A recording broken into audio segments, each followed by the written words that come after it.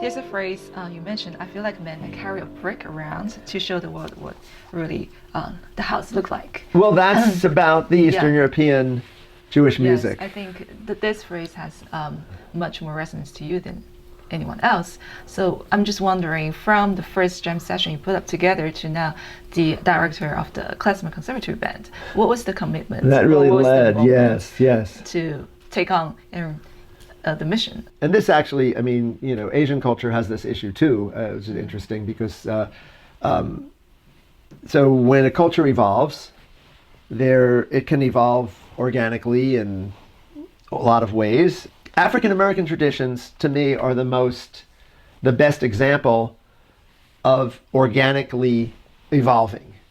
In other words, they just, you can, you know, you have African roots leading into African American roots, spirituals and blues and gospel music leading into, you know, ragtime and early jazz, leading into swing music, leading into what they call bebop. But then you have, you know, the contemporary figures, someone like, say, P.J. Morton, who's a pop act coming from gospel, but synthesizes everything because there never was a government that you know, there's never like an African American government that said, no, the music must sound like this. Now, in Jewish music, there was, because for many years the Jewish people, so-called, you know, the culture of Jews was Eastern Europe, and then America or wherever people went. It was we call it a diasporic culture, a culture that did not have a home, but it was an amazing culture and very, very rich.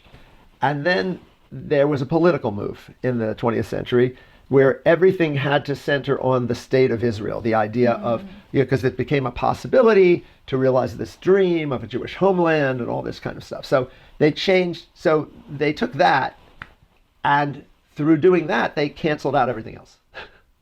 So they said, we must have a new identity, and that new identity cannot be one thing. It has to be kind of put together as something sort of Middle Eastern and sort of, you know, and somehow taking little bits and pieces of the people gathering in their new homeland, which is going to, of course, be the cultural home of the Jews.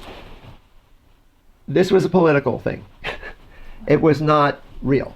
It was, and if you look at Israel, that's not what it is. Right. They have pop music. It kind of sounds like the Beatles. They have various kinds of Middle Eastern music, which tends to sound like music from countries that people came from. They have a lot of Brazilian music because they like that, and they have beaches. And I'm telling you, I saw that as problematic from when I was very young, because my family had music. It was Eastern European Jewish music, and it was a whole world of music. There was the music of the klezmer, which was the wedding music, the celebration music. There was Yiddish folk songs. There was Hasidic music. So Hasidic music was like a transcendent kind of thing, kind of a spiritual, mystical kind of music. And my father's family was from that background. And I heard Hasidim when I was a child, and I went to those services sometimes. And there was Yiddish theater, which emerges out of all these traditions and kind of puts it on the stage. And there was also Yiddish art music, which came out of this and was a concert music that embraced those roots. So there were all of these things. Then there was the cantor, right? The religious music. So all of this was a very big world of music. And when I got my education as a child, I started out, you know, it was the late 1950s, early 1960s. This is just when all of the synagogues, all of the education switched, that everything has to be about Israel. And all of this tradition was basically canceled. And I just want to say that. I mean, it's very important to know that it was like all of that tradition that I knew from my family, which I liked, I thought was really exciting. But I would go to school and they'd say, no, you just have to learn these new songs, these Israeli songs, they're all in Hebrew, and there's a modern version of Hebrew, and it's not like your grandfather spoke. And so it was a radical shift in that community. And I was very sensitive to that. So I wanted to find the older models. And the cantor was a good source for that. So the cantors would teach me, and I would say, you know, I want to hear it the way you learned it. I don't want to hear the new version. So I learned the cantorial music. I learned eventually when I was a teenager, this brick that I was carrying around is what this is about, you see. So the brick was, the Jews had a very complex history in the 20th century. There were pogroms. My family left Ukraine because they were killed. My great-grandfather was killed in one of these pogroms, where these attacks, these brutal attacks, especially right after the Soviet Union was formed, which was ironic. Then there was the Holocaust, and the Holocaust, wiped out a lot of people in Eastern Europe, and a lot of people were murdered. And then, after the Holocaust, the Jewish community basically said, well, we have no choice. We must have a homeland where Jews will be safe, and that will be Israel. Well, that's nice, and it's wonderful that there's this place. On the other hand, I thought the Jewish homeland was Philadelphia. I mean, for me, it was enough. There was a lot there. There were good restaurants, there was good music. It was very exciting to me, and I didn't understand this. It didn't make sense to me that all of a sudden we should be from somewhere else. So the brick was all of these traditions, and the house was to rebuild those traditions and to teach people about them so that they could use that as a point of departure. And that's what it is. And that's what I'm still doing. Because it's funny, the first thing that I did when I had that awakening, I mean, I'd already learned some of the cantora music and I'd heard some Yiddish folk song a little bit, but the klezmer really became my thing, to get into this music. This music was not played at Jewish weddings at that time. Oh. And this is in this late 1970s. It was, by the 1940s, it was almost gone. Nobody wanted this. They wanted modern music. They wanted American music. They wanted, in the 50s, Israeli music. In the 60s, Israeli music. They didn't want this. And I heard this, and I thought, my God, that's amazing. They've thrown this away. They've just thrown this out. And I started doing it. And as soon as I started doing it, the audience came. The audience just kind of showed up. The first concert was at New England Conservatory in 1980. And nobody could believe it, because people came from the Boston Pops Orchestra. Like Harry Ellis Dixon was at that concert.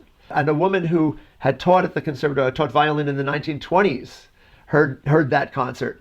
And I remember she said to me afterwards, like, you're a big hero for doing this. I had no idea. I didn't have any idea, And Harry Ellis Dixon, concertmaster of the Boston Pops, he said, "You're my hero." I go, "Wait a minute, you're my hero."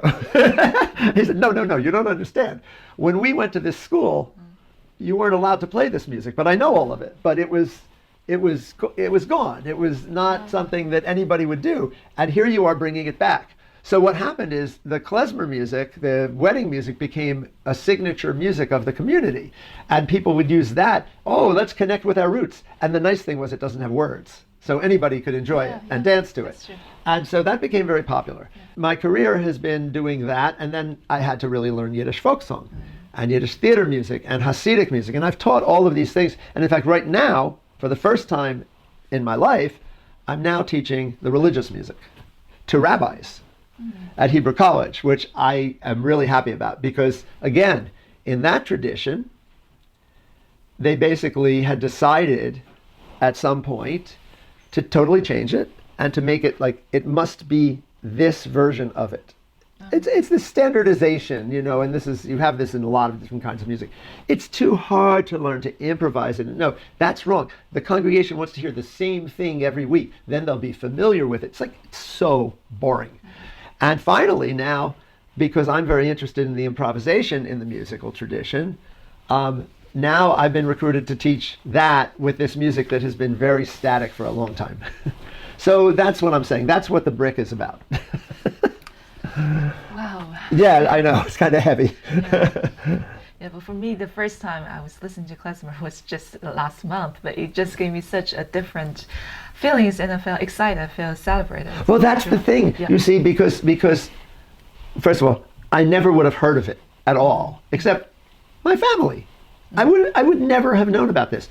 And when I was 19, after that incident where I stayed up all night thinking about that phrase, I saw a play. I heard that's a line from Bertolt Brecht.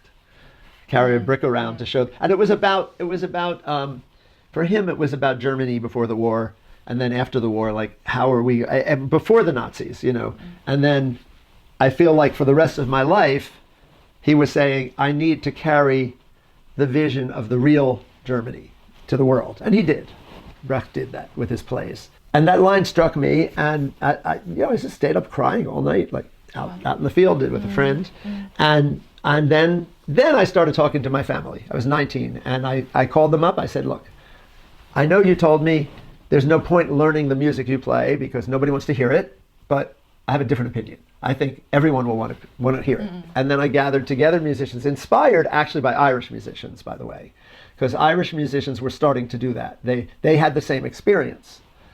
They found that Irish people didn't know Irish music. They knew commercial Irish music that wasn't really the roots music of Ireland. And I was inspired. I do have to say that it was really Mick Maloney, a great Celtic musician, who inspired me to actually put together sessions where I could teach people this music. But it's been a long trip, you know, doing that. It's 45 years. So I had no idea what the reaction was going to be. I can remember going to Gratz College in Philadelphia, which was the Hebrew college, and they had, you know, everything was Israeli, everything was modern Hebrew that they taught. They never taught this.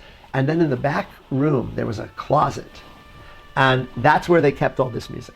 So like Indiana Jones or something, right? It's like you had to go like into the back room, and there are the 78s. And luckily this guy didn't throw them out, and I would go and I would record them, you know, on a cassette recorder.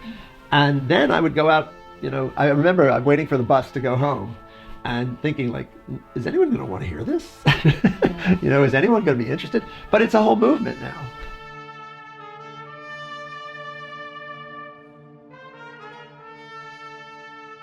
Okay, so let's fast forward to Yes. the future. Looking ahead, what do you think the next step for this department and MEC will head into? Where's the direction going to? The great thing is I never know what that is. It is different every year because it's based on who comes to the school. The amazing thing is we have no competition. In most of the music schools, you know, in most of the departments, they're competing with a lot of schools which do similar things to what they do. Because Gunther Schuller was so revolutionary, really, in his vision about music, and created this department specifically to bring musicians from all over the world together to learn through their own oral traditions and then create something new. This school is the only school that has that. There's a lot of schools that say they do like contemporary improvisation, but I think what they do is they put people in a room and they say, okay, now improvise or something. That's not what we do. You know, what we do is we say contemporary musical arts to me means anything with an artistic identity. I don't care if that's Kendrick Lamar or Joni Mitchell or Bella Fleck or, you know, I mean, there's so many people who have that artistic vision and they do all kinds of music. So the point is, our department is only who's there. And that's a very exciting thing. I always say to my students, I say, okay, look, then somebody will say like, I just don't feel like, I don't know, I can't connect with anybody. Go like, okay, wait till September. Someone will come in next year and you'll connect with them. But you see, at times the department got very small. And when I took over, which was in 2008, there were 12 students in the department, and now there are almost 50. So it's a real community. It's a very interesting community, and it's a very diverse community. So we have students from Africa and Haiti and China and Iran and in many, many places. And that's fascinating. All they have to do is show me that they're interested in collaborating and interested in learning not just melody, but also harmony, because I don't think that anyone who doesn't come out of music school knowing harmony, then someone else will get the gig. I mean, you can't just know Eastern music, and you can't just know Western European classical music either. We don't give them that option. They have to be curious about a lot of types of music. For someone who, for example, just graduated, maybe from classical background, what possible challenges that one might facing from your teaching experiences? My PhD thesis was about, I did it about klezmorim in Philadelphia. I did it about people who played Jewish music in Philadelphia because my family did this, and I wanted to find out more. What was the scene? You know, what really? And it turned out there was almost 100 recordings of this music, and I'm listening to these musicians and thinking, oh my God, they don't just play this music; they could play anything. And then I started interviewing these musicians, and they would say, well, yeah, well, you know, I played the Jewish weddings. My brothers were both in the Philadelphia Orchestra. So back in the 1930s, at a wedding, you'd play for the wedding, and then you'd go to the house of the people having the wedding. Everyone would go there. And then at midnight, the string section of the Philadelphia Orchestra would ring the doorbell and play for the rest of the night. What? And what did they play? Well, they all knew all the Strauss waltzes. They all knew all the music from all the light opera things, the Merry Widow, or what, you know, they'd play, and they just no music, they just play. That reminds me of Isa Parman you put together. Well, that's a good example. It's kind of what I was saying about, you know, your question about developing an original style is very similar actually, because it's like some people, they're happy to just play the repertoire the way their teacher told them to play it. And some people do creative things, you know, and Itzhak Perlman is a person who does creative things. And it was more of honestly, he did that in Israel. It was more of sort of like, yes, nostalgia. That was the problem, I guess I would say, that nostalgia, the idea of looking at the music as something that, oh yes, I remember, yes, my grandpa. No, if it's great music, it's going to be around forever. You're going to always have to look back at it and say, what am I going to do with that now? Itzhak decided to do that. He did a jazz project that he didn't think was that successful aesthetically. It wasn't bad, but it was with like Oscar Peterson. It was with, you know, musicians who were doing this all the time, and they were, you know, leaders in that world. And he was someone who was a classical musician, and he, you know, he had a good ear, and he could kind of do what they. But he felt he was kind of disappointed, and then he had this idea of doing a klezmer project because he felt, you know, this could actually be something that I could do, and that I can hear, and that I can feel, and I feel something when I play it. And later on, he had an idea, I'm going to do a cantorial music project and Hasidic music. And he got into it kind of the way I got into it, of like, wow, I've been carrying all this stuff around. Now I'm going to show them, you know, what it is. And the thing that I think is so amazing is to listen to him sound completely different, because he's imitating what the other musicians do, you know. Yeah. So he's a good example of someone whose musical skill set goes so far beyond being a virtuoso violinist, because he can sit across from the greatest bluegrass mandolinist of our time, Andy Statman, who will just like, you know, he'll like, you know, play this incredible sort of bluegrass thing based on klezmer music in our shows, but just like with such facility and such brilliant ideas. And then Itzhak will answer him, and it's just amazing. And then then a cantor. Then we'll have a project with we have this project called Eternal Echoes or Rejoice with Itchy Mayor Helfgott, with a very famous cantor. And the cantor will sing a phrase, and Itzhak will improvise something to answer.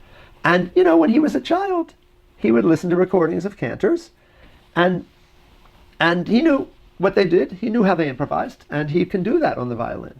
Yo-Yo Ma has set similar things up with Silk Road, but in those projects, I don't see. I might be wrong, but I've worked a little with Yo-Yo, and I haven't seen him improvise so much. He likes the music to be in front of him.